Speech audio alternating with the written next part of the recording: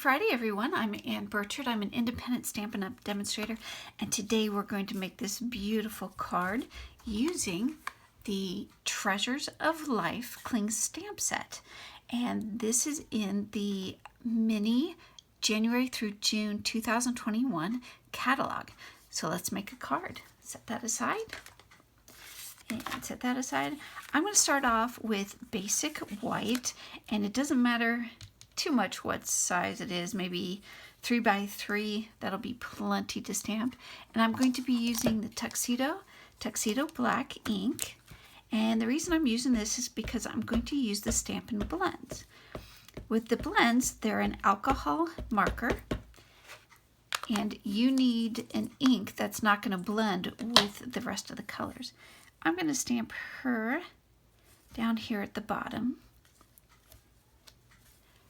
And find my chamois, clean that off, set that aside. And now I'm going to color. And I'm going to start with a skin tone of light and dark petal pink. Now, obviously, color the skin tones to match the recipients. It makes it more thoughtful when you send it out. I'm going to start off with the light petal pink, and I'm going to color in her hands and the little one's face, just all over. Then I come back in with the dark using the smaller nib and color in the shadows. So the artist has done a great service of filling those in. And then back again with the light, just to blend it all out. No harsh marks. Oops. And with the dark, this one's the dark, I'm going to get the back of her neck because it will be in a shadow underneath her hair. All right, now I can set those aside. Then I'm going to be using the light and dark rich raspberry for her shirt. And again, just a coat of the light all over. And then I'm going to come back in with the dark and go over where the artist has already made the shadow marks. Makes it nice and simple to color. You don't have to guess. And at the bottom, I just scribbled off. For the most part, we don't need it to be so perfect. All right, come back in with the dark. And again, I'm going to use the smaller nib and darken where an object overlaps another, like underneath the little one's hands, back of her collar, where the fabrics are folded.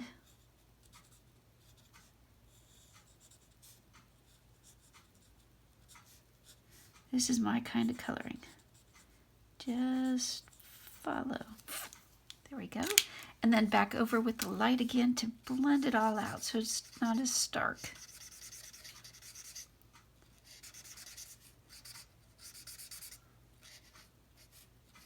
Almost. Now, like the skin tone, make the hair match the recipients as well.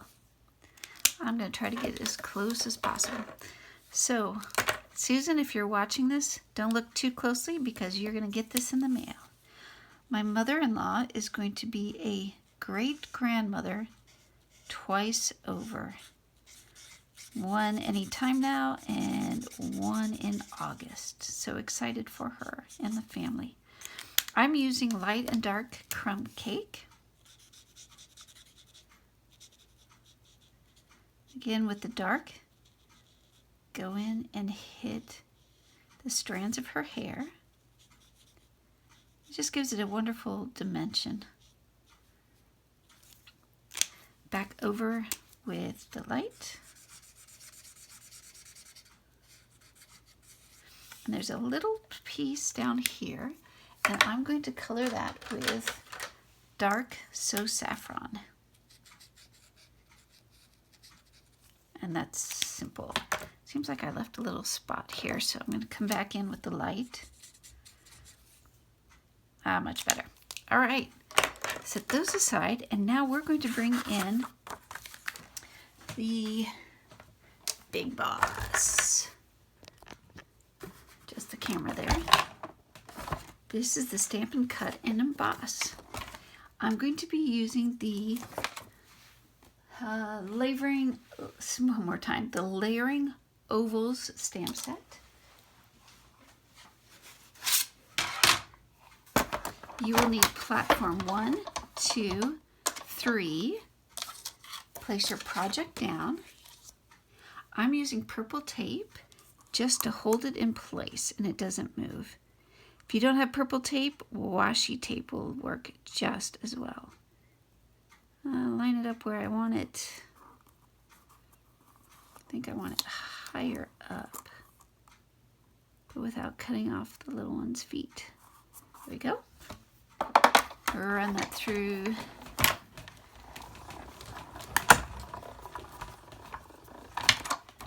we go. And while we have this out, I'm just going to set the image aside, placing it over here, so if I forget where it is, remind me. Since we have this out, I'm going to go ahead and I'm going to emboss the, oh, can you see it? The Oso Ombre Designer Series paper. It's free with a purchase of $50 or more in the sale abrasion, which goes on through 28 February of 2021. So this is cut at 3 by 5. It's 3 by 5. One more time, 3 by 6. And I'm going to cut a 1/4 inch off of the top and bottom so I can keep the ombre. I'm using my paper trimmer. There's a 1/4 inch off the top, 1/4 inch off the bottom. And now I'm going to be using the painted texture in 3D. It's going to give it just a very simple background texture. I'm stepping it up from my prototype here. For the 3D embossing, you need plate number 1, you need your project, and then you need plate number 4. Now this is completely and proof. What does that mean? It means all the instructions, all the sandwiching is labeled on this base plate. So you don't have to memorize anything. Hang on to that. Wiggle of the camera, sorry. And let me set all of this down. And the reveal. Look at that. How pretty is that? Oh, love it. All right, let's start creating our card.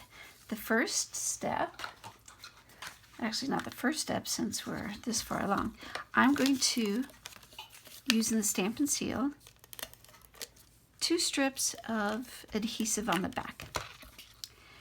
And I start on the back, wrap it around as level as possible, and meet up to the other side. Use my snips, trim it off. Then put a little gap in between, wrap it around. Now don't pull too tight. If you pull too tight, it's going to warp the cardstock.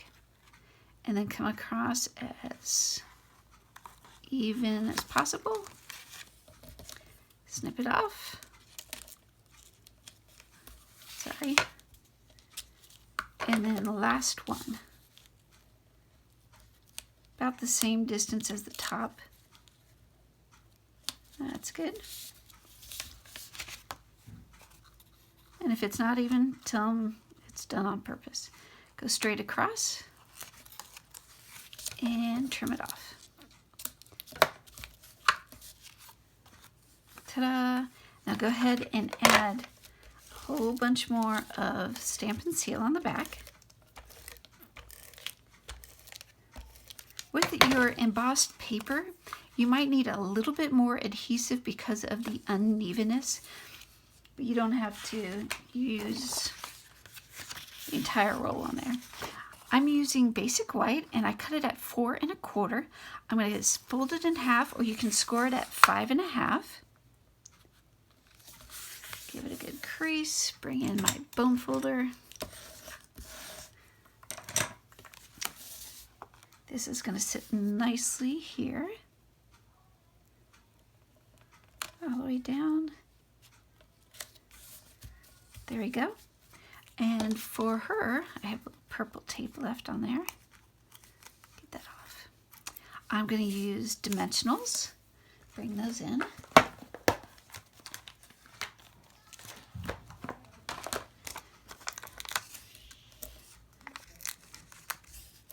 And if you can hear the family in the background, my little one is on remote schooling today because of the snow. I couldn't get out. All right, remove those. I'm going to set this down here.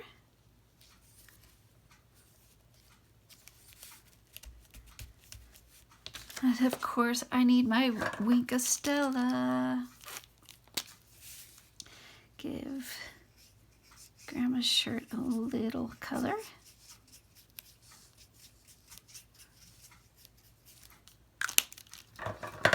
And now we need to add more bling.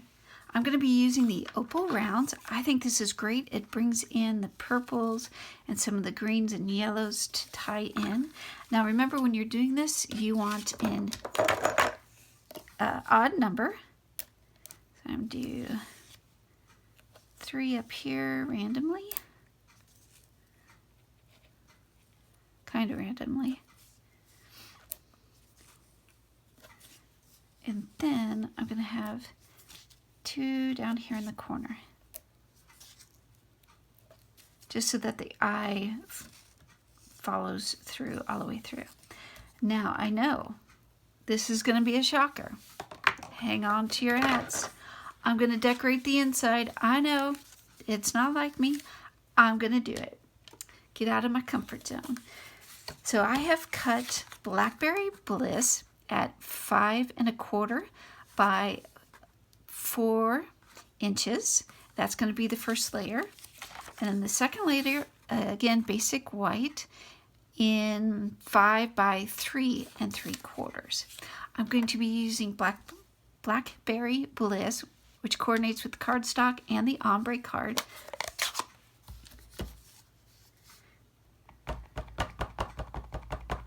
Ink this up. Line it up, commit.